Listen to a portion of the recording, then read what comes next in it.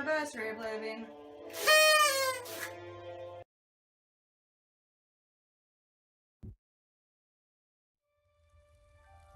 I was born 87 years ago. For 65 years, I've ruled as Tamriel's emperor. But for all these years, I've never been the ruler of my own dreams. I have seen the gates of Oblivion, beyond which no waking eye may see. Behold, in darkness, a doom sweeps the land.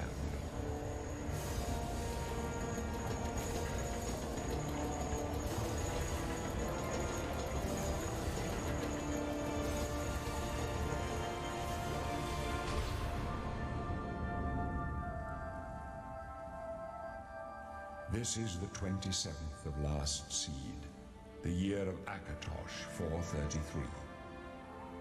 These are the closing days of the Third Era and the final hours of my life.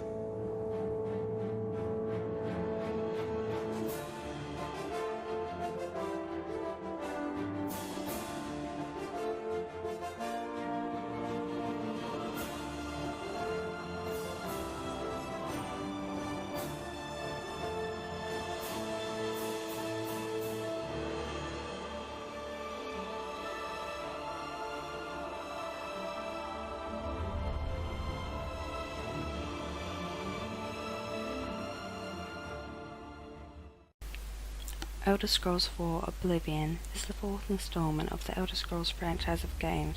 It was released in 2006, making this year the 10-year anniversary of the game. The developers of the game include Bethesda Softworks, 4J Studios, Superscape and 2K Studios.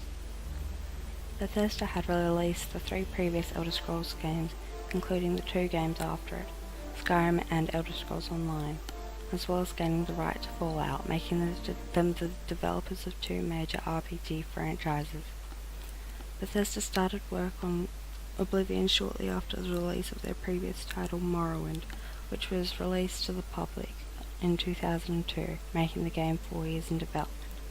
Currently, it has been re-released in 5th Anniversary Edition, which includes all of the DLC with the game.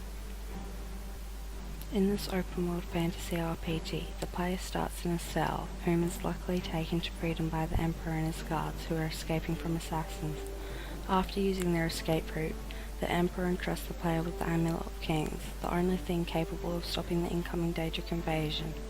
As the storyline progresses, it gets to be a bit tedious at times if you don't have a horse, since you'll need to be going from city to city and out into the wilds of Cyrodiil. Oblivion is set in Cyrodiil, the home of the Imperial Empire of Tamriel in the main realm of Nirn. The province of Cyrodiil is covered in greenery, a refreshing change of colours from orange, darks, oranges and reds, though a huge part of the game is about going into different realms, and as such, different attributes apply to each of the realms. Marion Stegans is one of Red Hell Skies and Oceans of Lava, whereas Shelgoris is a beautifully wacky place of wonders and madmen, huge mushroom trees and terrifying monsters with beautifully starry skies. This intriguing RPG has many good and bad things about it, as many games from that era have, though fortunately there are more amazing things about it than bad. Compared to Skyrim, this previous entry in the world of the Elder Scrolls has a unique and compelling storyline, with dazzling side quests and lovable characters. Both the main quests and guild lines are compelling, with the Shivering Isles DLC making up for any unworthiness from the Knights of the Nine. The GUI for the inventory is tedious at first, and difficult to move around, but once the fiddliness has worn off it can be easy to navigate. The graphics of this game at best could be called potato, as all of the faces of the NPCs and even the player characters are round and slightly chubby, though the scenery does more than make up for it. The game works in the classic RPG fashion, with an expansive inventory and the ability to use chests to store items in. The game has the player completing various objectives to get to the next stage of the storyline, with the eventual main goals being to stop the bad guy, though you can do as many side quests as you like before actually finishing the main quests. Some of the gameplay challenges include the difficulty of being a mage and as such using magic, since the spells will eventually need a cooldown, and as such most players use a sword and shield, and the occasional healing spell as a tool to heal themselves. The fighting mechanics are difficult since the AI can fight with proficiency. Although I do have my reservations about being a mage and using magic in Oblivion, the ability to create overpowered spells is a fantastic opportunity to create magical blasts of fire that kills everyone in the vicinity. It's a really interesting feature, even when used incorrectly.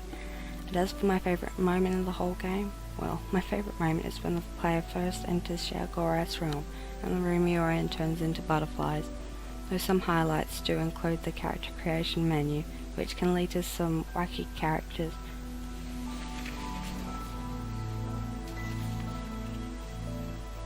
Sadly, there were some aspects of few storylines that were unsuccessful, but I won't say much because it would spoil the ending for the Shivering Isles DLC.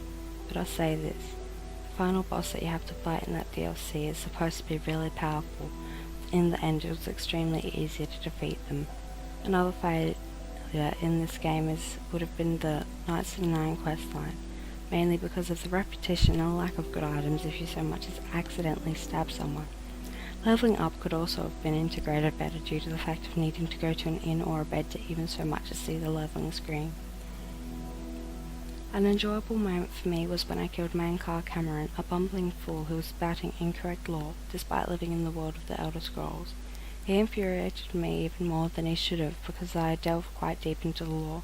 Another particularly enjoyable moment for me was during Shalgorath's stage quest in the town of Borderwatch when the final part of the End of the World Kishara prophecy was fulfilled. Not to rain on anyone's parade, but the Knights of the Nine questline was incredibly boring, mainly because you have to go to the shrines for the 9A drill, which I like to call it. Then after completing the questline, if you so much as kill or accidentally stab a person, then you'll lose the armor, which to get back you'll have to go to each of the shrines again. Why don't you just fast travel there, you ask? Because the locations unfortunately don't mark on the map after you've found them. Another tedious part is when you have to steal a very important object from a group of blind monks. Twice. They're only blind, I hear you say. How's that annoying, you ask? Because you have to have an insanely high sneak level to get past them without a fight, and even then you only have to tap the W key or the joystick once every few seconds. Immersion is easy to achieve in this game once you get past the outdated graphics, and there are plenty of mods for PC players to fix that small immersion issue. The constantly captivating storyline is easy to grab a hold of and ride out until the end. Even the murderous instincts of players would be satisfied in this immersive world, and there are hundreds of books to read, with my personal favourites being The Blessings of Shalgorath and the Book of the Daedra. There are about 4 main NPC characters that matter in the main and guild quest lines, and each of them can be thought of off the top of one's head. First off the bat is Martin Septim, the bastard son of the recently deceased emperor, whom was, until the players show up, a priest of Akatosh, though Martin was completely oblivious to his own royal lineage until then. Lucian Lachance comes to mind next, an infamous assassin and one of the heads of the Assassin Guild, known only as the Dark Brotherhood. And finally, the nutjob of them all, Shalgorath, the Mad God, the Lord of the Netherlair and ruler of the Shivering Isles, a Daedric prince, more specifically the one of madness, insanity and creativity. He has a strange and funny way of being mysteriously vague, yet crystal clear at the same time. One of the hardest things about Oblivion is the combat. In Skyrim it only takes one hit to kill a skeleton, whether it be by fire or with a sword. Whereas in Oblivion, a skeleton is a lot harder to defeat, as they take in hits a lot. A shield is preferable when fighting in this RPG, since you can block then attack, taking minimal damage, whilst the enemy is taking a vast amount from the player's blows. Overall, this is a classic game that people tend to forget about because of its age.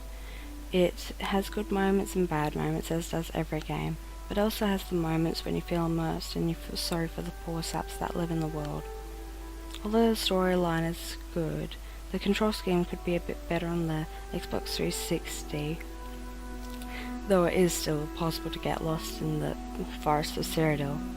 And compared to today's graphics, the graphics make the people look like potatoes, which can fortunately be fixed by using a few mods. I give it 7.5 stars.